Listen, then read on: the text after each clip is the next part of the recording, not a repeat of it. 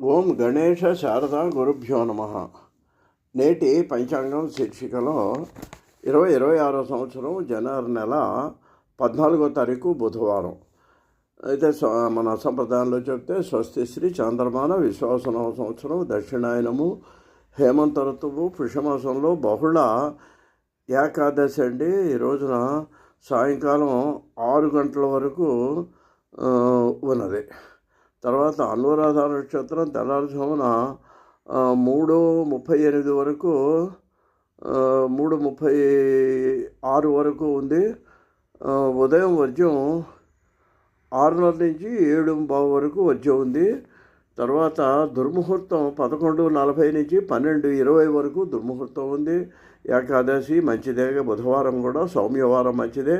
వర్జ్యం దుర్ముహూర్తాలు మినహాయించుకొని ఏదైనా పనులు అవి చేసుకోదలుచుకుంటే మీరు చేసుకోవచ్చండి.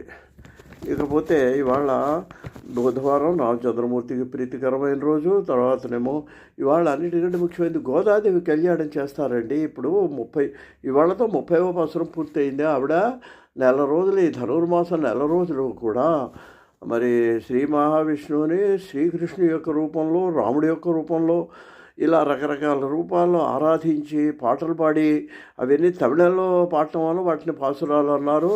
అటువంటి ఆండాళ్ళ మహాదేవి రోజున మనకు ఆవిడ ఆ శ్రీరంగ నాయకుడిని ఐక్యం చెందింది, మోక్షాన్ని పొందింది. అందువల్ల ఏంటంటే దీనికి భోగి అనేటువంటి పేరు కూడా వచ్చింది. 2-3 అర్థాలు ఉన్నాయి. భోగం అంటేనండి సుఖం అంటే ఏంటి, ఏమిటి సుఖం అంటే పంటలు చేతికి వచ్చేటువంటి పరిస్థితి, అందరూ సంతోషంగా ఉంటారు. మరి అన్ని వర్ణాల వాళ్ళండి. పూర్వకాలంలో ఇలా ఈ కొండలు చేసి క్షురకర్మ చేసి వీళ్ళందరూ డబ్బులు ఇచ్చేవాళ్ళు కాదు. వాళ్ళు ఉచితంగా చేసి ఈ సంక్రాంతి నాడు పొలాల్లో పంటలు చేతికొచ్చేవాడు. వాడు బస్తాలు చేసుకొస్తే వాళ్ళకి సంవత్సరానికి ధాన్యాన్ని రైతులు వాళ్ళకి పంచిపెడితే వాడితో ఆ ఇతర వర్ణాలకు కూడా కులవృత్తులు వాళ్ళందరికీ రోజులు గడిచిపోయేటువంటి పరిస్థితి. పూర్వం పల్లెటూళ్ళలో డబ్బుతో లేదండి, ధాన్యమే. జొన్నలు పండిస్తే జొన్నలు ఇస్తే కూరలు ఇచ్చేవాళ్ళు. జొన్నలు ఇస్తే ఇదేంటి ఇతరత్ర అలాగే రాగులు, ఇవాళ మనం ఏ చిరుధాన్యాలు అంటున్నామో ఆ చిరుధాన్యాలు ఆ రోజు ఒకప్పుడు మనకి ఒక 50 ఏళ్ల కిందట అవి ధన రూపంలో పల్లెటూరు గ్రామీణ ప్రజలకు ఉపయోగపడేటువంటి పరిస్థితి నాకు తెలుసు, నేను చూశాను.